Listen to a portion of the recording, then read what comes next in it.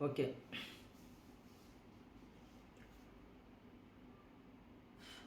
ఇప్పుడు ముఖ్యంగా మనము ఈ మర్మ విద్య ఎందుకు నేర్చుకుంటున్నామంటే, మనము పరబ్రహ్మ స్వరూపం నుంచి ఆవిర్భవితమైన ఆత్మస్వరూపులు మనమందరం. కానీ మనము ఆత్మస్వరూపులము అన్న విషయము మర్చిపోయి ఈ మానవ దేహమే నిజమనుకుని, ఈ దేహంకి ఒక పేరు పెట్టబడి, ఈ దేహమే నేననుకుని జీవిస్తూ ఇంద్రియములతో అంటే కళ్ళతోని, ముక్కులతోని, చెవులతోని, నోరుతోని, కాళ్ళతోని, చేతులతోని అంటే 5 కర్మేంద్రియాలు, 5 పంచేంద్రియాలు, మనసు, బుద్ధితో కూడి నేను ఈ చూస్తూ చూస్తూ చుట్టూ ఉన్నదంతా నిజమనుకుని ఇదే శాశ్వతం అనుకుని ఈ దృశ్య ప్రపంచం మీద నా దృష్టిని మళ్లించి, దృశ్య ప్రపంచం అంటే మన ముందు ఏదైతే కనబడుతుందో అదంతా కూడా ఈ దృశ్య ప్రపంచం మీద దృష్టి మళ్లించి ఇదంతా నిజం అనుకుని నేను జీవిస్తూ నేను ఏదైతే పొందాలనుకుంటున్నానో అది పొందలేక, ఏదైతే చేయాలనుకున్నానో అది చేయలేక, ఏదైతే ఎలా ఉండాలనుకుంటున్నానో అలా ఉండలేక, ఎవరు నా ముందు ఉన్నా కానీ నేను ఎలా అయితే ఉండాలనుకుంటున్నానో వారందరూ కూడా వాళ్ళు అలా ఉండక, నా మనసుకి బాధ, దుఃఖము, కోపము, జలసి, అసూయ, గర్వము, అహంకారము, ద్వేషము, ఇంకా ఆత్మ న్యూన్యతాభావము, నాలో నేను విమర్శించుకోవడము, నాలో నేను దుఃఖపడము, ఇట్లాంటి నాకు తెలియని వ్యవహారాల్లో అన్నిట్లో కూడా నేను దూరిపోయి చింతపడుతూ ఈ శరీరాన్ని ఆరోగ్యంగా ఉంచుకోకుండా, అంటే ఈ శరీరం ఎప్పుడు కూడా ఆరోగ్యంగానే ఉంటుంది, కానీ ఈ శరీరాన్ని ఆరోగ్యంగా ఉంచుకోకుండా నా మానసిక స్థితితో నా శరీర అంతర్భాగాలను అతలాకుతలం చేసుకుని అనారోగ్యం పాలయ్యి, ఇంక నేను ఏదైతే పొందాలనుకున్నానో, ఏదైతే సాధించాలనుకున్నానో, నా సంకల్పం, నా కోరిక ఏదైతే ఉందో వాటిని నెరవేర్చుకోకుండానే జీవితాన్ని వదులుకుంటున్నాను. అంటే శరీరాన్ని వదులుకుంటున్నాను, వెళ్ళిపోతున్నాను. మరలా ఇట్లాంటి జన్మ ఇంకోటి తీసుకుని మరలా ఆ జన్మలో కూడా అట్లానే దుఃఖపడుతున్నాను. శాస్త్రం ఏం చెప్తుందంటే, నీవు ఈ జన్మలో ఏదైతే సాధించాలనుకున్నావో అది సాధించు, తద్వారా ఇది నిజం కాదు, సాధించు కానీ ఇది నిజం కాదు, తద్వారా నీవు ఏంటో తెలుసుకో, నువ్వెవరో తెలుసుకో, నువ్వు ఎక్కడి నుంచి వచ్చావో తెలుసుకో, దానికోసం నీ సంకల్పం పెట్టుకో. అదే ఆఖరి సంకల్పం. ఆ సంకల్పం పెట్టుకుంటే నీవు నాతో ఉంటావు, అంటే పరమాత్మునితో ఉంటావు అని పరమాత్ముని ద్వారా ఋషులు మనకి ఉపనిషత్తుల ద్వారా ఈ విషయాలన్నీ కూడా మనకు అందించారు. సో ఈ భౌతిక ప్రపంచం ఏదైతే ఉందో ఇదంతా నిజం అనుకుంటున్నాం కాబట్టి నిజమే అనుకుందాం కొంచెంసేపు. కానీ ఈ నిజం అనుకునే దాంట్లో కూడా నేను ఎందుకు దుఃఖపడుతున్నాను ఇది తెలుసుకోవాలి. నేను ఆనంద స్వరూపాన్ని, ఆత్మస్వరూపాన్ని హాయిగా జీవించడానికి భూమి మీదకి వచ్చి నేను ఎందుకు దుఃఖపడుతున్నాను, ఈ కారణం తెలుసుకోవాలి. ఈ దుఃఖానికి కారణం ఏమిటి, ఆ దుఃఖానికి కారణం ఏమిటో తొలగించుకోగలిగితే కనుక ఇంకా నా జీవితం ఆనందమే. సో నా దుఃఖానికి కారణము నా మనస్సు అని నాకు ఈరోజు అర్థమైంది. ఎందుకంటే నిన్న మొన్న క్లాసుల్లో మనం అనుభవం పొందింది ఏంటంటే, మనకు కోపము, ద్వేషము, చిరాకు, బాధ ఏదైతే వస్తున్నాయో వాటి వల్ల నా అంతర్గత భాగాలు, ఆర్గాన్స్ ఏదైతే వీక్ అయిపోతున్నాయో దానివల్ల ఏ జబ్బులు వస్తున్నాయని తెలుసుకున్నాను. కాబట్టి వాటి నుండి నేను దూరంగా ఉండాలి. వీటి నుండి మానసిక స్థితి ఏదైతే వ్యతిరేకంగా ఉందో దాని నుంచి నేను దూరంగా ఉండాలంటే ఒక్కటే మార్గము, ఆధ్యాత్మిక మార్గము. భౌతికంలో నేను కోపపడకూడదు అన్నా కోపపడుతుంటాను, చిరాకు పడకూడదు అన్నా చిరాకు పడుతుంటాను, ద్వేషించకుండా ఉండాలన్నా ద్వేషించకుండా ఉండలేను, విమర్శించకుండా ఉండాలన్నా విమర్శించకుండా ఉండలేను, జడ్జిమెంట్ చేయకుండా ఉండాలన్నా జడ్జిమెంట్ చేయకుండా ఉండలేను. కాబట్టి నాకు దొరికింది ఒకటి మార్గము, ఆధ్యాత్మిక మార్గము. ఆధ్యాత్మిక మార్గం అంటే ఆది అంతం లేని మార్గము, ఆధ్యాత్మిక మార్గము, ఆత్మ మార్గము, ఆత్మ కథ. ఆధ్యాత్మికత అంటే ఆత్మ కథ, ఆత్మ కథ అంటే నా కథ, ఇది స్వయం నా కథే. నేను నా కథను అంటి పెట్టుకుని, నా ఆధ్యాత్మికతను అంటి పెట్టుకుని, నా ఆత్మను అంటి పెట్టుకుని, నేను నేను నా వెళ్ళిపోతూ ఉంటే భౌతికంలో ఉండే ఇబ్బందులన్నీ కూడా పట్టాపంచలు వెళ్ళిపోతాయి. సో నేను ఈ భూమి మీదకి వచ్చాను. నాకు ఒక కుటుంబం ఏర్పడింది. నా కుటుంబానికి ఏదైతే కావాలో అది అందించాలి నేను. స్త్రీనైతే స్త్రీని, పురుషునైతే పురుషుడు. ఏదైతే చేయాలో ఆ ధర్మాన్ని నేను నిర్వర్తించాలి. ఓకే. ఆ ధర్మాన్ని నిర్వర్తించుకుంటూ ఉంటూ నేను ఎప్పుడైతే భగవంతునితో కూడి ఉన్నానో, భగవంతుడు అంటే ఇక్కడ ఆత్మస్వరూపం. నేను ఇప్పటివరకు శ్రీ స్వామినారాయణ అనుకున్నాను కాబట్టి, నేను దుఃఖపడుతున్నాను కాబట్టి, ఈ శ్రీ స్వామినారాయణ అనబడే నేను ఆత్మస్వరూపాన్ని నేను గ్రహించుకుని, నన్ను నేను గుర్తు తెచ్చుకుని, నా తత్వంతో నేను ఉంటూ, నా భౌతిక కార్యక్రమాలన్నీ చేసుకుంటూ పోతూ ఉంటే, నా ధర్మాన్ని నేను నిర్వర్తించుకుంటూ పోతూ ఉంటే, ఇంకా నాకు మనసు అస్తవ్యస్తం అవ్వదు. సో నాతోనే ఉంటుంది. మరి నేను దాంతో ఉండాలంటే ఎలాగా? నిరంతరము శ్వాసతో గమనిస్తూ, శ్వాసను గమనిస్తూ, నేను ఇది కాదు, నేను అది, ఏదైతే ఇది కాదు, ఇది ఏది కాదు, నేను అది అన్న స్ఫురణతో ఉంటూ మన కార్యక్రమాలు చేసుకుంటూ పోతూ ఉంటే, ఇదన్నీ తత్కాలిక సత్యము అనుకోవాలి, నిజం అనుకోకూడదు. తత్కాలిక సత్యము అంటే ఇప్పటికిప్పుడు సత్యము, ఇప్పటికిప్పుడు ఈ పని చేయాలి అంతే, ఇంతవరకు సత్యము. ఈ పనిలో సక్సెస్ అవుతుందా, ఫెయిల్ అవుతుందా అది నాకు సంబంధం లేదు. నేను చేసిన కార్యక్రమం చేస్తున్నాను అంతే అనుకుంటూ చేసుకుంటూ పోతూ ఉండాలి. చేసుకుంటూ పోతూ ఉంటే ఇంకా దుఃఖం ఉండదు, కష్టం ఉండదు, బాధ ఉండదు, స్ట్రెస్ ఉండదు, ఏది ఉండదు. ఏ పనైనా సరే సాయంత్రం లేపు పూర్తి చేయాలి అన్న ఆలోచన మాత్రం పక్క పెట్టేయండి. ఈ పని సాయంత్రంలోపు అయిపోవాలి, లేదంటే ఈ పని ఈ గంటలో అయిపోవాలి, లేదంటే ఈ పని ఇన్ని రోజుల్లో అయిపోవాలి అన్న సంకల్పం మాత్రం తీసేసేయండి. ఈ రోజు నుంచి పని పెట్టుకున్నాము, అది ఎంతవరకు అవ్వాలో భగవంతుని యొక్క నిర్ణయం ప్రకారం అవుతుంది, నా నిర్ణయం కాదు అనుకుంటూ భగవంతునితో కూడి వెళ్ళిపోండి. ఆ పని ఏ టైం కావాలో ఆ టైంకి అవుతుంది. చూడండి, మీరు సాయంత్రంలో పని పూర్తయిపోవాలి అనుకుని చేసినా సాయంత్రంలో పూర్తి అవుతుంది. లేదు భగవంతుని యొక్క చిత్తానుసారం పూర్తవుతుంది అని చేసినా ఆ టైంకే పూర్తవుతుంది. కాకపోతే మానవ సహజ ధర్మం కాబట్టి మనము తొందరగా మనమే చేసేయాలని పూనుకుని తొందరపడి చేసుకుంటూ ఉంటాము. దానివల్ల స్ట్రెస్ వస్తుంది, అది గబుక్కున అవ్వకపోతే కనుక బాధ వస్తుంది. కాబట్టి మాస్టర్స్ గురువులు ఏం చెప్తున్నారంటే, నీవు ఏది కూడా సంకల్పం పెట్టుకోకు, పలానా టయానికి అవ్వాలని సంకల్పం పెట్టుకోకు, నీ పని నువ్వు చేసుకుంటూ పోంది. అనారోగ్యం వచ్చింది, ఓకే, ఎందువల్ల వచ్చింది? పూర్వజన్మ పాపం వల్ల నాకు ఈ జన్మలో ఈ అనారోగ్యం వచ్చింది, ఓకే, ఇది యాక్సెప్ట్ చేస్తున్నాను నేను. ఇప్పుడు దానికి సంబంధించి నేను మర్మ విద్య నేర్చుకుంటున్నాను, ఆక్యుప్రెషర్ నేర్చుకుంటున్నాను, దానికి సంబంధించి ఏదైతే చేయాలో చేసుకుంటూ పోతుంటాను అంతే. ఇది పలానా రోజులోపు తగ్గిపోవాలి, రేపు తగ్గిపోవాలి, ఎల్లుండి తగ్గిపోవాలన్న ఆలోచన పెట్టుకుంటే మళ్ళీ తగ్గదు. ఇది ఈ అనారోగ్యానికి సంబంధించి నేర్చుకున్నాను, చేసేస్తాను, అంత అయిపోయింది. That's it. భగవంతుడు చూసుకుంటాడు.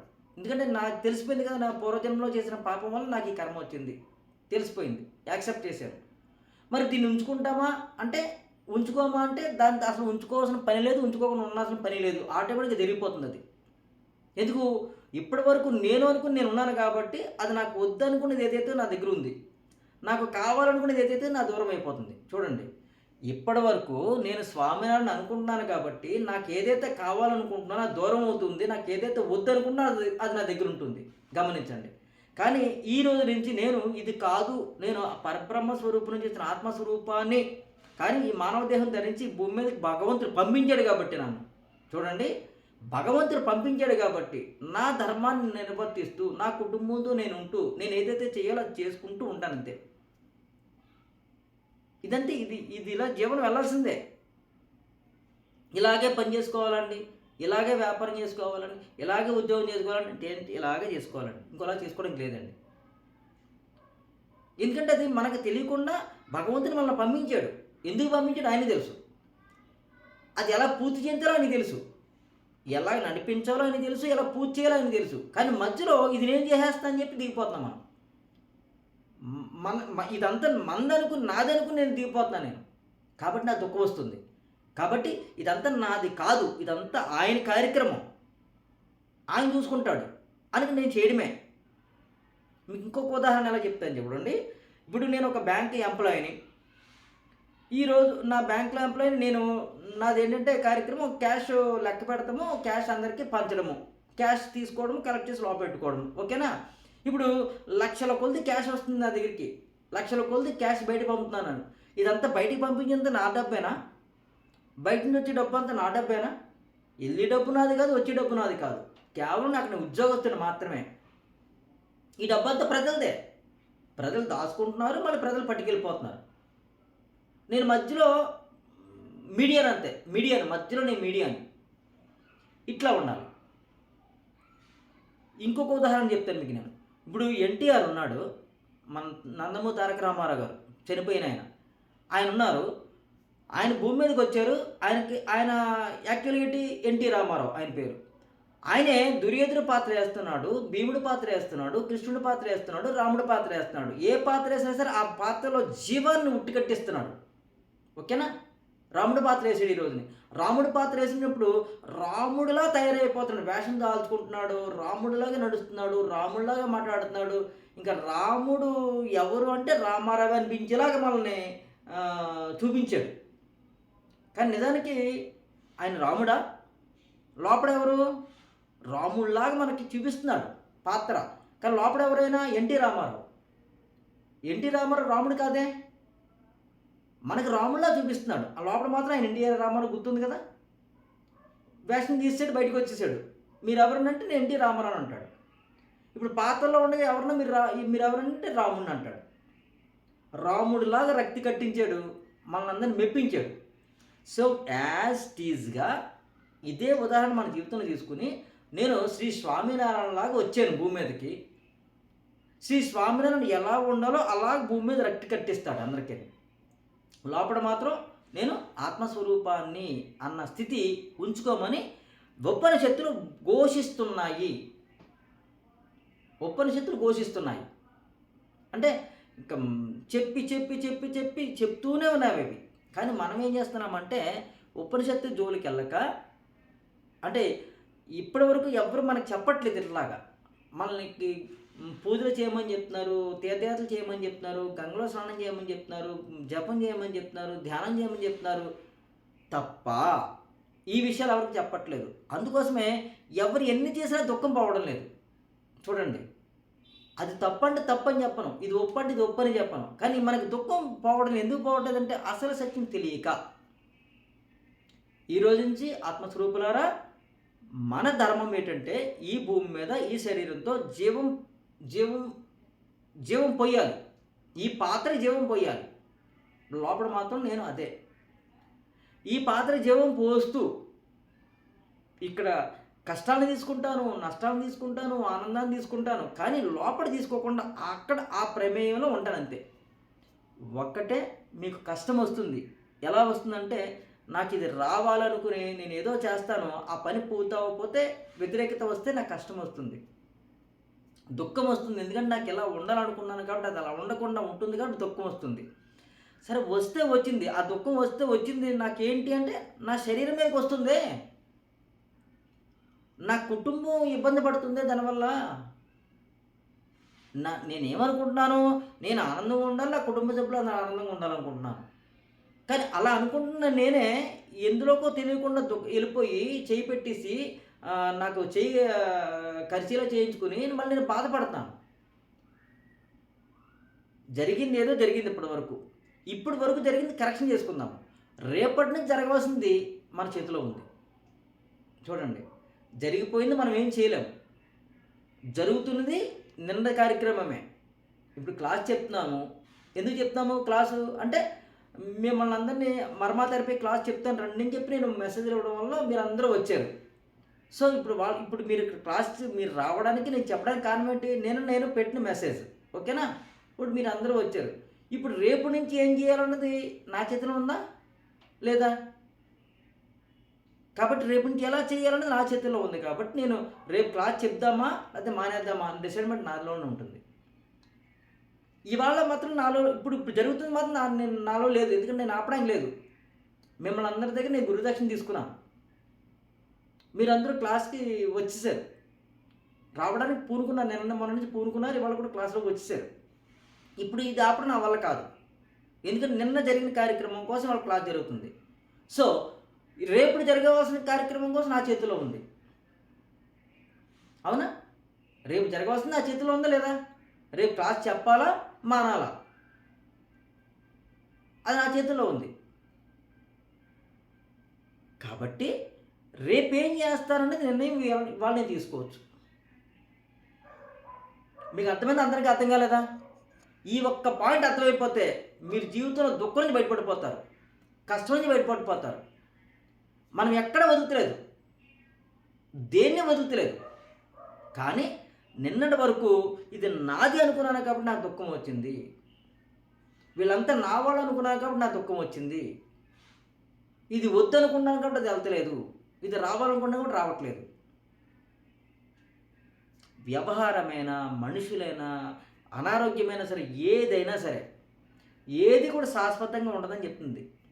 మనుషులు, నా కుటుంబ సభ్యులు ఎప్పుడు ఇలాగ ఉండిపోతారా? నేను ఎప్పుడు ఇలాగ ఉండిపోతానా? నేను కొనుక్కున్న వస్తువులన్నీ ఎప్పుడు ఇలాగ సజీవంగా ఉంటాయా? అసలు ఏది కూడా సజీవంగా ఉండవు కదా. ఈ మొబైల్ కొనుక్కున్నాను, 43,000 పెట్టి కొనాలి, పోతుంది. ఈ ఇల్లు కట్టుకున్నాను, కొనాలకు మాసిపోతుంది. ఎంత అందంగా తయారు చేస్తుంది అంతా కూడా మాసిపోతుంది. ఎంత అందంగా ఉన్న అవసరం గడ్డ విరిగిపోతుంది. ఏది శాశ్వతం కాదు. మరి శాశ్వతం కాని దానికోసం నేను ఎందుకు పరితపించేస్తున్నాను అంటే మాయా. ఆ మాయని తొలగించుకోవాలంటే సింపుల్, ఇదంతా నిజం కాదని చెప్తుంది. ఇది నిజమైతే కనుక ఎప్పుడు ఇలాగ ఉండాలి కదా. ఇంత అందంగా 30 లక్షలు కట్టి మా అబ్బాయి కట్టించాడు ఇదంతానే. ఎప్పుడు ఇలా ఉండిపోవాలి కదా, ఇది మాసిపోకుండా. మాసిపోతుందిగా.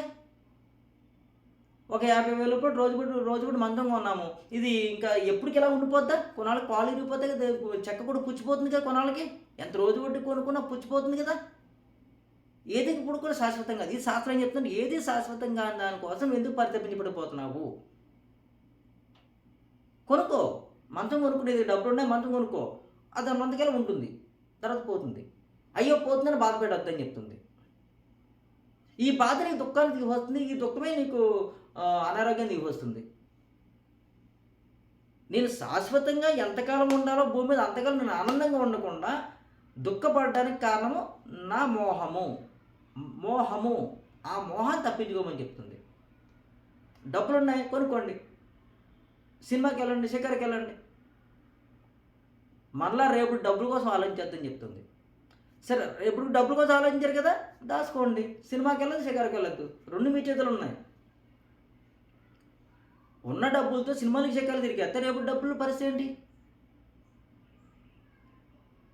అదే ఉన్న డబ్బులు మీరు ఉంచుకుని మీరు జీవనోపాధి కోసం ఉంచుకుంటే ఉన్నంతకాలం కొంతకాలం గడుపుతారుగా. ఈ గడిపేటప్పటికి మళ్ళీ ఏం చేయాలో భగవంతుడు ఇస్తాడు.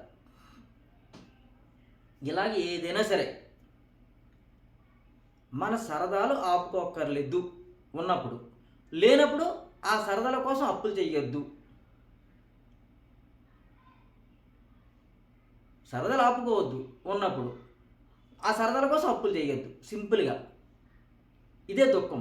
పిల్లల్ని కన్నా మనము, పిల్లల్ని పెంచడం మన ధర్మము. వాళ్ళు ఎలా జీవిస్తారన్నది వారి యొక్క కర్మానుసారం జరుగుతుంది.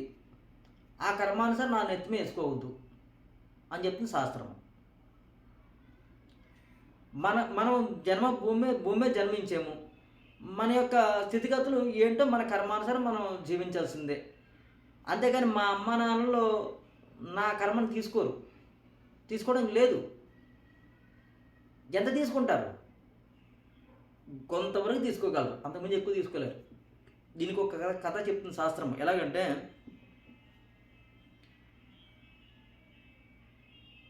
ఒక ఊర్లోకి ఫ్లడ్స్ వస్తున్నాయి. ఫ్లడ్స్ వస్తున్నప్పుడు రెండు కథలు ఉంటాయి ఇందులో. ఫ్లడ్స్ వస్తున్నప్పుడు ఒక వ్యక్తి మంచి భక్తుడు అనమాట, చాలా మంచి భక్తుడు. ఆ భక్తుడు నిరంతరం హరే కృష్ణ మంత్రం జపం చేస్తూ ఉంటాడనమాట. సరే, ఇప్పుడు అనుకోకుండా ఫ్లడ్స్ వచ్చేసినాయి. ఫ్లడ్స్ వచ్చేస్తుంటే ప్రజలందరూ వేరే చోటకి వెళ్ళిపోవడానికి పరిగెడుతున్నారు. ఈలోపు బాగా నీరెత్తిపోయింది. ఇప్పుడు నావలోళ్ళు ఉంటారు కదా, పడవలు ఉంటాయి కదా, ఆ పడవలోళ్ళు వచ్చేసారన్నమాట. పడవలోళ్ళు వచ్చేసి అందరిని ఎక్కించిపోతున్నారు వేరే ప్రాంతాన్ని తీసుకెళ్ళిపోవడం కోసం. ఇప్పుడు నేనేం చేశానంటే కృష్ణుడు భక్తుడిని కాబట్టి నన్ను కృష్ణుడు కాపాడుతాడని కూర్చున్నాను అక్కడ. ఈలోపు ఒక నావ వచ్చింది. నావ వచ్చి స్వామినారాయణ గారు రండి మనం వేరే చోటకి వెళ్ళిపోవాలని చెప్పి రమ్మంటాడు. లే లే లే లే, నేను చాలా భక్తుడిని, నేను నీ నావలో రాను, నన్ను కృష్ణుడు కాపాడతాడని చెప్పాడు. ఈలోపు ఫస్ట్ ఫ్లోర్‌కి నీరొచ్చేసింది. మళ్ళీ సెకండ్ ఫ్లోర్‌కి ఎక్కేసాను. సెకండ్ ఫ్లోర్‌కి వచ్చేసిన తర్వాత మళ్ళీ ఇంకొక నావ వచ్చింది. ఇంకొక నావ వచ్చి స్వామినారాయణ గారు అందరూ వెళ్ళిపోతున్నారు, రండి రండి రండి అన్నాడు. అబ్బాయి నేను రాను, నన్ను కృష్ణుడు వచ్చి తీసుకెళ్తేనే వస్తాను, ఆయనే కాపాడతాడు నన్ను అని ఆయన. ఈ సెకండ్ ఫ్లోర్ అయిపోయింది. పైకి ఎక్కేసాను, ఇక్కడ డాబా టెర్రస్ పై ఎక్కేసాను. మళ్ళీ ఇంకో నావ వచ్చింది. ఇంకో నావ వచ్చేటప్పటికి స్వామి గారు రండి స్వామి అని బతిమాలాడు. నేను రాను, మీరు వెళ్ళిపోండి, నేను భగవంతుడు వస్తేనే వస్తాను ఇంకా, ఎందుకంటే నేను ఆయన బాగా విశ్వసించానని చెప్పాను. ఈలోపు నావ వెళ్ళిపోయింది, ఇది మొత్తం మునిగిపోయింది, నేను చచ్చిపోయాను. పైకెళ్ళిపోయిన తర్వాత అప్పుడు కృష్ణుడు అక్కడ ఉన్నాడు. ఏ స్వామి ఏంటి నువ్వు, నేను ఎంతో భక్తుడిని కదా, మరి నువ్వు నన్ను రక్షించకుండా నువ్వు నన్ను అలా వదిలేసేవేటి అంటే, ఓరి పిచ్చివాడా, నిన్ను నీ మీద నాకు ప్రేమ లేక కాదు, నిన్ను రక్షించడం కోసం నేను 3 సార్లు వచ్చాను కదరా అన్నాడు. మీరు వచ్చారా అన్నాడు. మరి ఫస్ట్ నావలో వచ్చింది ఎవరో నేను కాదా? రెండో నావలో వచ్చింది ఎవరు నేను కాదా? మూడో నావలో వచ్చింది నేను కాదా? నువ్వు రాకుండా ఈ మూర్ఖత్వంతో నన్ను ఒక రూపంలో పెట్టుకున్నావు నన్ను. ఆ రూపంతోనే వస్తే కృష్ణుడు వచ్చాడు అనుకుంటావు నువ్వు. అది నీ కర్మ, నేనేం చేయను, నేను రకరకాల రూపంలో వస్తాను. నేను వచ్చాను, నువ్వు రాలేదు, నన్ను పట్టించుకోలేదు, నేనేం చేయను, నా ధర్మం నేను నిర్వర్తించాను, నీకు తెలుసుకోలేకపోయావు అని చెప్పాడు. అదొక కథ.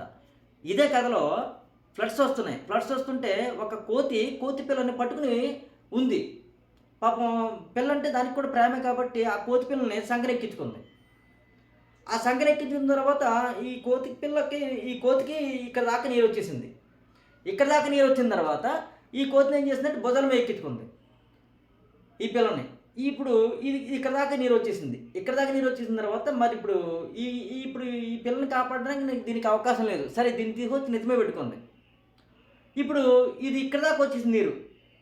ఇప్పుడు ఏం చేస్తుంది కోతి తల్లి, ఇక్కడ దాకా వచ్చి నీరు ఇంకా మూతిగా వస్తే తను మునిగిపోతుంది, ఇంకా శ్వాస ఆడదు అని చెప్పేసి ఆ క్షణం వరకు పిల్లని కాపాడుతాను ట్రై చేసి ఇంక ఇప్పుడు తన ప్రాణం మీద నిలబెట్టుకోవడం కోసము ఈ కోతి పిల్లని తల మీద వచ్చి కాలు కింద ఎట్టుకుని ఒక క్షణం ఉంటుంది. అంటే ఇక్కడ 2 కథలు మనం తీసుకోవాలంటే, భూమి మీద నేను బతుకుతాను కాబట్టి ఎట్టి బస్సులో నేను బతకడానికి ప్రయత్నం చేయాలి. 2, భగవంతుడు వచ్చి నన్ను రక్షించడానికి ఏదో ప్రయత్నంలో ఏదో రకంగా వస్తాడు. నన్ను ఈ గండ నుంచి బయటికి తప్పించడానికి ఏదో రకంగా ఏదో రూపంలో వస్తాడు. 2, నేను సజీవంగా దేహంతో ఉండడం కోసం నేను ఏదో రకంగా నా ప్రయత్నం చేయాలి. ఈ 2 కథలు మీకు ఎంతవరకు అర్థమైంది చెప్పండి, అడ్మిట్ అవ్వండి. అర్థమైంది గురు.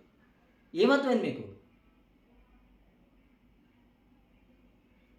అదే మనము అక్కడ ఉన్న పరిస్థితి తగ్గట్టు భగవంతుడే మనల్ని ఇది చేస్తున్నాడు, కార్యకారణ సంబంధం లాగా మనం దాన్ని ఫాలో అవ్వాలనేది చెప్పాను. ఓకే, భూమి మీద మనం ఆనందంగా జీవించడానికి వచ్చాము. చెప్పండి.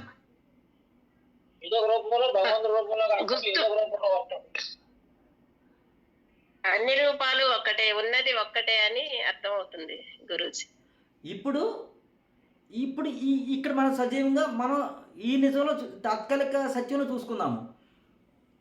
ఆ పరబ్రహ్మ స్వరూపమే నా హృదయంలోకి నువ్వు ఏదైతే వైద్యం చేస్తున్నావో ఈ రోజుకి 3కి 4కి చేయగలవు, అంతకుమించి ఎక్కువ చేయలేవు కాబట్టి నీకు శరీరం ఇచ్చాను కాబట్టి నీ శరీరం కూడా నిరసపడుతుంది కాబట్టి నువ్వు ఏదైతే చేస్తున్నావో ఇంకెంతకాలం ఉంటావు నీకు తెలియదు కాబట్టి నాకు తెలుసు కాబట్టి ఉన్నంత కాలంలో నువ్వు ఎంతమందికి ఈ వైద్యం నేర్పగలవు నేర్పు అని చెప్పింది. సో నేను ఇప్పుడు నా కర్తవ్యంగా నేను వచ్చాను. ఇప్పుడు ఆ భగవత్ స్వరూపమే ఈ రూపంలో మీ దగ్గరికి వచ్చింది. ఇప్పుడు మీరు ఎంతవరకు తీసుకోవాలి? ఇప్పుడు శ్రద్ధగా నేర్చుకుని శ్రద్ధగా ప్రాక్టీస్ చేస్తూ మీ కుటుంబాన్ని మీరు కాపాడుకోవచ్చు కదా. మిమ్మల్ని మీరు కాపాడుకుంటూ మీ కుటుంబాన్ని మీరు కాపాడుకోవచ్చు కదా. అవ్వచ్చా? అవకాశం ఉంది కదా. అంటే భగవంతుడు ఇప్పటిదాకా మీరు ఏ జన్మలో ఏ పాపం చేశారో, ఏ జన్మలో ఏ ఇబ్బందులు పడి ఉన్నారో, ఈ జన్మలో ఎంతో కొంత ఆర్థిక ఇబ్బందులను, ఆరోగ్య ఇబ్బందులుగాను, సామాజిక ఇబ్బందులను పడుతున్నారు. దీన్ని ఇప్పుడు తప్పించుకోండి. ఎలాగా? నేనేమి మిమ్మల్ని బాగు చేయలేను, కానీ ఒక మార్గం చెప్తున్నాను. ఆ మార్గం ఏంటి? మీ మనసుని కంట్రోల్లో ఉంచుకోండి. అటు ఆర్థిక ఇబ్బందులు రావాలన్నా, ఇటు సామాజిక ఇబ్బందులు రావాలన్నా, ఇటు ఆరోగ్య ఇబ్బందులు రావాలన్నా, ఇటు ఆధ్యాత్మిక ఇబ్బందులు రావాలన్నా, ఏ విధంగా ఇబ్బందులు రావాలన్నా సరే మీ మనస్సే. మీ మనస్సుని మీ మీ అండర్లో పెట్టుకోవాలి. మీ మనసుని మీ అండర్లో పెట్టుకోవాలంటే ముందు ఇంద్రియాలను కట్టుకోవాలి. ఇంద్రియాలంటే కళ్ళు ఏం చూస్తున్నాయి, ఒక వస్తువుని చూసింది, ఆ వస్తువు నాకు కావాలనుకోకూడదు. చెవులు ఏదేంటుంది, ఏం వింటున్నాను అని పనికిరాని విషయాలు వినకూడదు. నా నోరుంది మాట్లాడుతుంది, ఇష్టానుసారం మాట్లాడకూడదు. నా కాళ్ళు ఉన్నాయి కదలడానికి, ఎక్కడ పడితే అక్కడికి వెళ్ళిపోకూడదు. నా చేతులు ఉన్నాయి పని చేయడానికి, ఏది పడితే అది చేసేయకూడదు. సో ఈ దేహాన్ని ఎలా ఉపయోగించుకోవాలో అలా ఉపయోగించుకోవాలి. ఇప్పుడు పిల్లలుగా ఉన్న నేను, నా ధర్మం ఏంటి? చదువుకోవాలి, చక్కగా చదువుకోవాలి. ఎందుకంటే నేను బాగా చదువుకుంటేనే మంచి మార్కులు వస్తాయి. మంచి మార్కులు వస్తేనే నాకు మంచి ఉద్యోగం వస్తుంది, మంచి జీవితం వస్తుంది. ఇది నా ధర్మం. ఇక్కడ వరకు చదువులు పూర్తి అయిపోయింది. మగపిల్లలైతే మగపిల్లలు, ఆడపిల్లలైతే ఆడపిల్లలకు వివాహం తలపెడతారు పెద్దలు. మంచి సంబంధం పెద్దలు కూడి సంబంధం తీసుకొస్తారు, మంచి సంబంధం ఇచ్చారు, పెళ్లి చేశారు. ఇప్పుడు పెళ్ళి అయిన తర్వాత భార్యాభర్తల కింద వచ్చారు. ఇప్పుడు వీరి ధర్మం ఏంటి? వారిని వారు ఆనందంగా ఉంచుకుంటూ వారిద్దరూ కలుసుకుని ఒక మంచి సంతానానికి భూమి మీద రావడానికి అవకాశం ఇస్తున్నాము. భూమి మీద రావడానికి సంతానం కింద భూమి మీద రావడానికి ఆ పరమాత్మకి అవకాశం ఇస్తున్నాం మనం. ఈలోపు భూమి మీదకి పరమాత్మే ఏదో బిడ్డ రూపంలో బయట రావడానికి ఇప్పుడు నేను ఒక తండ్రిగా ఒక తల్లిగా ఉన్నాను కాబట్టి మంచిగా ఆలోచన చేస్తూ చూడండి, మంచిగా ఆలోచన చేస్తూ. ఇందులో ఎవరు పిల్లలు ఉన్నారు? ఇక్కడ పిల్లలు ఎవరున్నారు? మాట్లాడండి.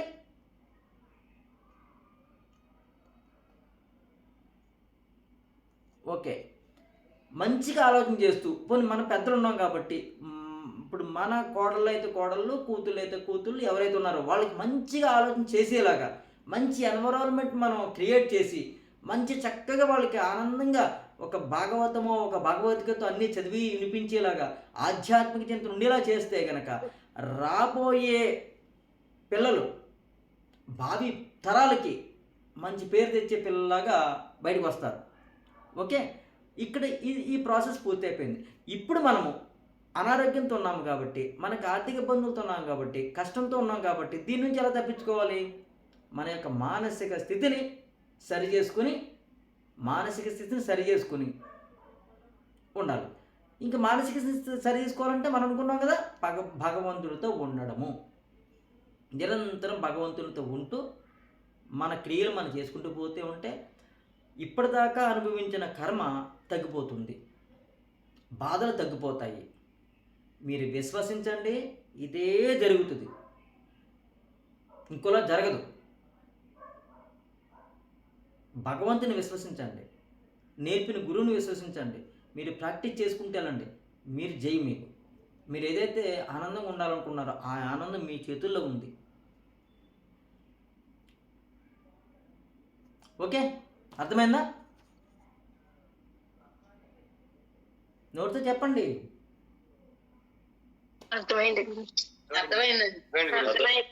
ఏదైనా కష్టంగా ఉంటుంది అనిపిస్తుందా? ఇప్పుడు మనం మాట్లాడుకునేది ఏదైతుందో అది కష్టంగా ఉంటుంది అనిపిస్తుందా? కష్టం అంటే అనుకుంటే కష్టం, అనుకుంటే కష్టం అనుకుంటే మనసుకి కష్టమే, కానీ లేదు ఇది ఈజీగా తీసుకోగలిగితే చక్కగా ఈజీగా తీసుకొచ్చింది మనము. అదే, అది మన మీద ఆధారపడి, అంతే, చాలా చక్కగా ఈజీ తీసుకోవచ్చు, మనసు మీద ఆధారపడి. ఎలా అంటే ఉదాహరణకి పశుపక్షాలను తీసుకోండి. అవి బిడ్డలను కంటున్నాయి, అవికి పాలు తాగేంత వరకు పాలు ఇస్తాయి, ఆహారం తినేంత వరకు ఆహారం పెడతాయి. ఇప్పుడు వాటికి పక్షులకైతే ఇంకా ఆహారం తాను ఆహారం సంపాదించుకునే స్థితిని నేర్పాలనుకున్నప్పుడు రెక్కలను పొడిచి పంపించేస్తుంది, ఎగిరించేస్తుంది. ఆవులు గేదెలు అయితే కనుక నా బిడ్డకి నేను పాలు ఇవ్వను, దాని ఆహారం అది నిలుపుకోవాలి అనుకున్నప్పుడు కాలుతో తన్నేసి పంపించేస్తుంది. ఏ జీవైనా సట్లానే చేస్తుంది. కాకపోతే ఆ జీవుల నుంచి వచ్చిన ఈ ఆత్మ ఈ శరీరం తీసుకుని మానవదేహం ధరించింది. కాకపోతే దీనికి మాయ ఏమైపోయింది? బుద్ధి, వాటికన్నిటికీ మనసు ఉంది. మనకు బుద్ధి ఎక్స్ట్రా ఇచ్చాడు భగవంతుడు. ఈ బుద్ధి ఎక్స్ట్రా ఎందుకు ఇచ్చాడంటే ఈ బుద్ధితో తన్ను తాను పశు ప్రవర్తన నుంచి తప్పించి అప్పటి వరకు పశుపక్షాదుల ప్రవర్తనలు ఉన్నాయి, తత్వాలు ఉన్నాయి. ఆ తత్వం నుంచి, ఆ ప్రవర్తన నుంచి తప్పించి మానవదేహం ఇచ్చి తన్ను తాను తెలుసుకుని తాను పరబ్రహ్మ స్వరూపం కింద మారాలి అని చెప్పి బుద్ధి ఇచ్చాడు. ఆ బుద్ధి మనం ఏం చేస్తున్నామంటే మోహంలో పెట్టుకుని బంధంలో పడిపోయి చిక్కుకుంటున్నాం. ఈ చిక్కుకునే ఇదంతా మన సృష్టే. ఒకప్పుడు మొబైల్ ఉందా? లేదు. మీ ఇంటికి రావాలని నడిచి రావాలి, మా ఇంటికి రావాలని నడిచి రావాలి. కొత్తగా ఒక ఉత్తరాలు అంటూ రాసుకునే విధానాన్ని దానికి ఒక పోస్ట్ ఆఫీస్ని పెట్టుకున్నాము, పోస్ట్ మ్యాన్ పెట్టుకున్నాము, ఇక్కడ వరకు రావడం నేర్పుకున్నాం. మనమే చేసుకున్నాం. ఇలాగా ఒక ఉద్యోగాన్ని క్రియేట్ చేసిన ఒక సిస్టమ్ క్రియేట్ చేసుకుని ఆ తర్వాత ఉత్తరాల ద్వారా మాకు మాటలో జరిగి చక్కగా రాతల పూర్వకంగానే ఇంతవరకు. ఇప్పుడు ఈ రోజుల్లో మధ్యలో టెలిఫోన్ వచ్చింది, తర్వాత సెల్ వచ్చింది, ఇప్పుడు డైరెక్ట్గా ముఖాముఖి మాట్లాడుకోవడానికి వచ్చేసింది. అది అంతా మన సృష్టే. మనమే సృష్టించుకుని మనమే బంధింపబడిపోయాము అప్పుడు. కాబట్టి దీని నుంచి కూడా తప్పించుకోవాల్సిన కూడా మనమే. ఓకే, ఇది అనుకున్నంత కష్టం కాదు, అనుకున్నంత ఈజీ కాదు, కానీ ఈజీయే. ఎలాగంటే ఒక్క ఆలోచన మన జీవితాన్ని మార్చేస్తుంది. ఇది గుర్తెట్టుకోవాలి ఈ స్లోగన్. ఒక ఆలోచన మన జీవితాన్ని మార్చేస్తుంది. మనం మారిపోవచ్చు. అంటే ప్రతిదీ మన దగ్గర ఉంటుంది, దేన్ని కూడా పట్టుకోము. సింపుల్గా ప్రతిదీ మన దగ్గర ఉంటుంది, దేన్ని పట్టుకోము. ఇక్కడ నుంచి చేయాల్సింది ఏంటంటే ఇది కావాలి, ఇది వద్దు అనుకోవద్దు. వచ్చింది యాక్సెప్ట్ చేద్దాము, రాందని వదిలేద్దాం. ఖచ్చితంగా మీరు కావాలనుకున్నది మీ దగ్గర ఉండదు. ఇప్పటిదాకా ఉందా? వద్దు అనుకుని మీ దగ్గర ఉంటుంది. నాకు అనారోగ్యం వద్దు అనుకుంటున్నాను, ఉందా లేదా? ఉంది కదా. నా పిల్లలు నా దగ్గర ఉండాలనుకుంటున్నాను, ఉన్నారా? సింపుల్ 2 విషయాలు మాట్లాడుకుందాం మనం. నా 2 అబ్బాయిలమ్మా, నా పెద్ద అబ్బాయి పెళ్ళి అయిపోయింది, మా అబ్బాయి మా ఇంట్లో ఉండాలనుకుంటున్నాను. మాకు ఒక మంచి ఫ్యాక్టరీ ఉంది, ఆ ఫ్యాక్టరీ చూసుకుంటే సరిపోతాడు. నాకు రెస్ట్ ఇచ్చేస్తాడు అనుకుంటున్నాను, రెస్ట్ ఇవ్వట్లేదాడు. నేను రాను, హైదరాబాద్ రానంటున్నాడు. మరే నాకు నా బిడ్డ రావాలనుకున్నాను, వస్తున్నాడా లేదు. మరి నాకు ఏ అనారోగ్యం లేదు అనుకుందాం, కొంచెం అనారోగ్యం ఉంది అనుకుందాము. ఈ అనారోగ్యం పోతే అనుకుంటున్నాను, మరి ఇది ఉంటుందే.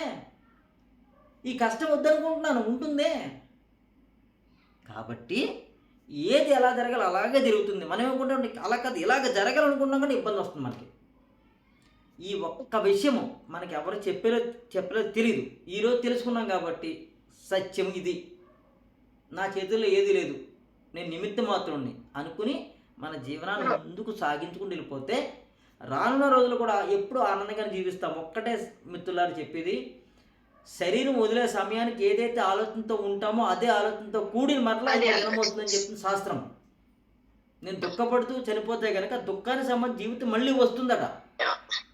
ఆనందపడుతూ చనిపోతే కనుక ఆనందానికి సంబంధించి జీవితం వస్తుందట. పరమాత్మ స్థితిలో ఉండి చనిపోతే కనుక మళ్ళీ జన్మ లేకుండా ఉంటుందట. ఎందుకంటే పరమాత్మ స్థితిలో ఉన్నాను కాబట్టి పరమాత్మలో కలిసిపోయాను ఇక నేను. కానీ ఆ పరమాత్మ స్థితిలో కలిసిపోవడానికి అక్కడికక్కడ ఆ టైంలో ఉండలేము ఆ స్థితిలో. ఎందుకంటే చిన్నప్పటి నుంచి ఆ స్థితిలో ఉంటేనే మనం.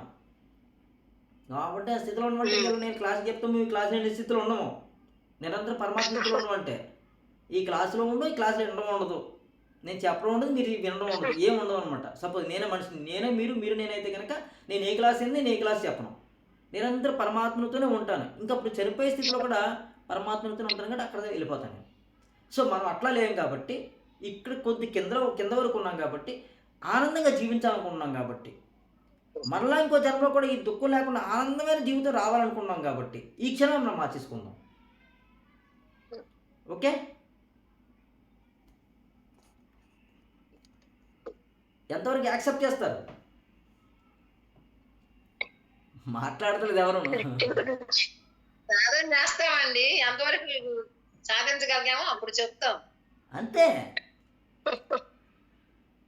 సాధన చేసే వాళ్ళు నాకైతే మీరు చెప్పినట్టు ఉండాలని ఉంది, ఈ బాధ నాకు పడాలని లేదు అసలు. సంతోషం. ఇవన్నీ రావండి. ఏమంటారు ఒక్కొక్కరు ఇవన్నీ తెలుస్తూ ఉంటాయేమో గురూజీ. అమ్మా జ్ఞానం పెరిగితేనే ఇవన్నీ తెలుస్తూ ఉంటాయండి. ధ్యానం చేస్తుంటేనా? జ్ఞానం జ్ఞానం, జ్ఞానం, నాలెడ్జ్. నాలెడ్జ్. నాలుగు. ఇది ఆ, ఎంత చదివినా కానీ ఎంత తెలుసుకున్నా కానీ తెలుసుకున్నట్టే ఉంటుంది. తెలుసుకున్నది కొంతైనా సరే పట్టించి ఉంటే చాలు. అవును. ఉమ్. ఇంకా జ్ఞానం ఎంత తెలియాలి? ఇప్పుడు నా 3 ముక్కలో చెప్పానండి. ఇంకెంత తెలియాలి? ఇదే 3 ముక్కలు అది 36 గంటలు చెప్పుకోవచ్చు మనం. ఎంత తెలుసుకుని ఇక్కడి నుంచి అక్కడికి, అక్కడి నుంచి ఇక్కడికి, ఇక్కడి నుంచి అక్కడికి, అక్కడి నుంచి ఇక్కడికి ఉంటుంది తప్ప ఇంకో రకంగా ఏముండదు. ఓకే, అంటే నేను చెప్పేది ఏంటంటే ఋషి సాంప్రదాయంలో నేను తెలుసుకున్న విషయము ఇది. ఇప్పుడు మనం వైద్యం నేర్చుకుంటున్నాము, థెరపీ నేర్చుకుంటున్నాము. థెరపీలో సక్సెస్ అవ్వాలన్నా ఈ విషయము, ఈ జ్ఞానం పూర్తిగా మనకు తెలిస్తేనే సక్సెస్ అయిపోతాము. లేదు అంటే ఇట్లానే ఉంటుంది గుడ్డెలు సేలో పట్టట్టు జీవితం అంతా. ఇప్పుడు మనకేదో పాయింట్ చేసుకున్నామండి, తగ్గిపోతుంది, బాగుంది, తగ్గిపోయింది, మళ్ళీ అనారోగ్యం రాదని నమ్మకం ఏమైనా ఉందా? వస్తుంది. ఎందుకోసం అంటే నేను మనసుతో నేను కదా క్రియలు చేస్తున్నాను, ఏదోటి దుఃఖపడుతున్నాను కదా. మరి ఆ దుఃఖపడుతున్నప్పుడు నాకు రాకుండా ఎట్లా ఉంటుంది? కాబట్టి ఇప్పుడు ఏదో క్రియ చేసాము, మర్మా చేసుకున్నా, తగ్గిపోయింది, మళ్ళీ రేపు పొద్దున్న రాకుండా ఉండాలంటే నా జాగ్రత్తలో ఉండాలి. అందుకోసం మీకు ఇన్స్ట్రక్షన్స్ ఇస్తాను మీకు నేను. ఓకే, లేదు అంటే మనలాగా ప్రాణాయామం చేస్తూ ఉంటాము, మర్మాలు చేస్తూనే ఉంటాము, ఆక్యుప్రెషర్ చేస్తూ ఉంటాము, అవి వచ్చే రోగాలు వస్తూ ఉంటాయి, మనం పడే దుఃఖాలు పడుతూ ఉంటాము. ఇంక ఇంతే ఇలా గోదావరి వెళ్ళిపోతుంటుంది, ఆకుండా ఎక్కడ ఆకుండా వెళ్ళిపోతుంటుంది. అలాగా ఆకుండా వెళ్ళిపోతుంది. ఎలాగంటే ఆనందంగా వెళ్ళాలి మనం. అంటే గోదావరిలో నావ నడుస్తూ ఉంటుంది, ఇటుపక్కకు అటుపక్కకి వెళ్ళకుండా తెరచా బట్టి పెట్టుకుని వెళ్తే మన గమ్యంలో మనం వెళ్ళిపోతాం. అర్థమైంది మీకు? మాది రాజమండ్రి, గోదావరి ఉంది, నా వెళ్తుంది, అది ఎలా పడితే అలా తీసుకెళ్ళిపోకూడదు. ఆ గోదావరి నీరు నా నావని ఎలా పడితే తీసుకెళ్ళిపోకూడదు. నా గమ్యానికి ఆ గోదావరి నీటిని నేను ఉపాధిగా తీసుకోవాలి. నేను అసలు ఆ నావ, ఆ గోదావరి ఉంటేనే ఇక్కడి నుంచి నేను అక్కడికి వెళ్ళగలను. ఆ నావలో వెళ్ళగలను. మరి ఆ నావలో వెళ్ళాలంటే గోదావరి అట్టి ఇటు తీసుకుపోతుంది, కెరటలు ఏ పక్క తీసుకెళ్ళిపోతే నావ వెళ్ళిపోతే ఎలా కూర్చుంటుంది. దానికోసం ఆ నావ ఇటుపక్క అటుపక్క వెళ్ళకుండా తెరచా పట్టు పెడుతున్నాను. అప్పుడు నాకు గమ్యానికి వెళ్ళగలను. సో ఈ జీవితం అనే ఈ గోదావరి ఈ జీవితంలో, ఈ నావలో నేను వచ్చి ఉన్నాను. అర్థం చేసుకోండి. ఈ జీవితం అనే గోదావరిలో నావనే ఈ దేహంలో ఇప్పుడు నేను ఉన్నాను. నేను సురక్షితంగా ఈ నావలో, ఈ గోదావరిలో, అంటే నేను సురక్షితంగా ఈ జీవితంలో, ఈ దేహంతో నా గమ్యాన్ని చేరాలంటే కనుక నేను తెరచా పట్టి పెట్టాలి. ఆ తెరచాప ఏదైతే ఉందో మనస్సుని నియంత్రణ చేసే విధానము, మనస్సుని నియంత్రణ చేసే విధానము, అది ఆధ్యాత్మికత. ఏంటమ్మా బాగా చెప్పానా? హరే కృష్ణ చెప్పారండి. భలే వచ్చింది. చెప్పేటప్పుడు బాగుంటది గురుజీ, తర్వాత ఏం గుర్తుండదు. అందుకోసం కదా ఆచరణే కష్టంగా ఉంది, ఆచరణే చెయ్యాలి. మీకు యోగ రహస్యాల్లో హీలింగ్ క్లాస్లో చెప్పినప్పుడు విషయాలు ఇవే, ఇప్పుడు చెప్పినప్పుడు విషయాలు కొన్ని మార్పులు వస్తుంటాయి అంతే, మాటలో సందర్భాలు మార్పులు వస్తుంటాయి అంతే. కానీ మీకు నిరంతరం గుర్తుండాలంటే మనం పెట్టిన వీడియోస్ ప్రతిదీ మీరు వింటూ ఉండాలి. మీకు అప్పుడదే చెప్పాను, ఇప్పుడదే చెప్తున్నాను. ఎవరు ఇట్లాంటి సబ్జెక్ట్ ఎవ్వరు మీరు యూట్యూబ్ ఆన్ చేస్తే ఇట్లాంటి సబ్జెక్టులు ఏవి రావు మీకు. ఓకేనా? మీకు సంగతి తెలుసా, మా ఇంట్లో తిడతంటాను నన్ను, నేను చెప్పిన ఇవే నేను అంటూ ఉంటుంటాను. ఏ పని చేస్తున్నా సరే, యోగా చేసుకుంటున్నప్పుడు, నేను వంట చేసుకుంటున్నప్పుడు, నా బట్టలు ఉతుకున్నప్పుడు ఇవే పెట్టి వింటుంటాను. నేను ఆఫీస్ రూమ్లో కూర్చున్నప్పుడు కూడా ఇయ్యి అంటుంటాను నా మాటలు నేను. ఎందుకంటున్నానంటే చెప్పింది నేను కాదు కదా, చెప్పింది గురూజీ నేనైతే మీరు ఈ వినట్లేదు. వీడియో అమ్మా ఎన్ని రికార్డ్ చేసి అట్టి పెట్టి మళ్ళీ మాకు పంపించడం కుదిరిద్దా గురూజీ? అమ్మ మనకి యూట్యూబ్లో ఉన్నాయి కదా, మా ప్రతిదీ మనం మ్యాక్సిమం అన్ని యూట్యూబ్లో పెడుతున్నాం కదా. గురువుగారు యూట్యూబ్ లో పెడుతున్నారు అమ్మా. అంటే ఇంత క్రితం యూట్యూబ్ లో పెట్టనన్నారు లాస్ట్ 2-3 విషయాలు ఒకసారి చెప్పండి. ఏదమ్మా గురూజీ హలో చెప్పండి అమ్మా. నమస్తే గురుజీ. 3 days నుంచి అసలు ఎంత ఎక్సలెంట్ ఇన్ఫర్మేషన్ అంటే లైఫ్ గురించి, ఎంత దుఃఖంలో ఉండే వాళ్ళకైనా కరెక్ట్ గా గన నోట్స్ రాసుకుంటే ఎప్పుడు ఏ సమస్య వచ్చినా ఏ బాధ వచ్చినా ఏమీ తెలియని వాళ్ళు కూడా ఒకసారి ఆ మెసేజ్, మీరు ఇచ్చిన మెసేజ్ గన చదువుకుంటే ఎంత దుఃఖంలో నుంచి కూడా బయట వచ్చేస్తామేమో. ఓ ఇది ఇంతే కదా అని దాన్ని ఈ విధంగా తీసుకోకుండా ఇట్లా తీసుకోవాలా అని అంత ఈజీ దీంట్లో చెప్తున్నారు. Thank you so much Guruji. మేమందరం చాలా అదృష్టవంతులం నిజంగా. 2.5 hours 3 hours కంటిన్యూగా ఎంత అసలు దానికి వర్డ్స్ లేవు నిజంగా. ఆ మెసేజ్ కి అంత బాగుంది గురూజీ క్లాస్ మాత్రం. Thank you so much Guruji. సంతోషం తల్లి. అందుకే ఈ వీడియోస్ నేనే వింటుంటాను మళ్ళీ, ఎందుకంటే చెప్పింది నేనైతే కాదు. కూర్చునేంత వరకు నేను వచ్చేదంతా ఆయన నుంచి వస్తుంది మెసేజ్లు. మళ్ళీ నేనే వింటున్నప్పుడు అనిపిస్తుంటుంది నేననే చెప్పాను అనిపిస్తా. కాదు కదా నేను చెప్పింది కాదు కదా, మళ్ళీ నాలో నేను కరెక్షన్ చేసుకుంటాను. అక్కడికి మళ్ళీ నాకు ఇగు వచ్చేస్తుంది, నేననే చెప్పిందని బాబా నేను చెప్పింది కదా అంతే. అప్పటికప్పుడు నాకు అనిపిస్తుంటుంది అనమాట. నా వీడియోస్ నేనే వింటుంటాను. ఖాళీగా కూర్చున్నానంటే ఇంక నా వీడియోస్ నేను ఇంటూ కూర్చుంటాను. అందులో కొన్ని బాగున్నాయి క్లిప్పింగ్స్ మళ్ళీ రికార్డ్ చేసి మళ్ళీ నేను యూట్యూబ్లో పెడుతుంటాను. ఇదే బాగుంది కదా అని, ఎందుకంటే నాకే అక్కడికి భలే ఉందనిపిస్తుంది, అది యూట్యూబ్లో పెడుతుంటాను అనమాట. మా వాళ్ళందరూ నవ్వుకుంటారు ఇంట్లో, మీరు చెప్పిందే కదా మేము వినలేక చచ్చిపోతున్నాం అంటారు. ఎందుకంటే ఇక్కడ నేను మాట్లాడితే పక్కన వినబడకుండా ఉంటాయి గట్టిగా అరుస్తున్నాను. మళ్ళీ ఇటు మీరు చెప్పి తింటున్నామో మళ్ళీ మీరు మళ్ళీ రికార్డింగ్ ఇంటూ కూర్చున్నారు, మాకు చెవులు పిచ్చిపోతుంది అంటారు. ఇంకా రోజు ఎంటుంటారు కదా ఇంట్లో వాళ్ళు. Okay right.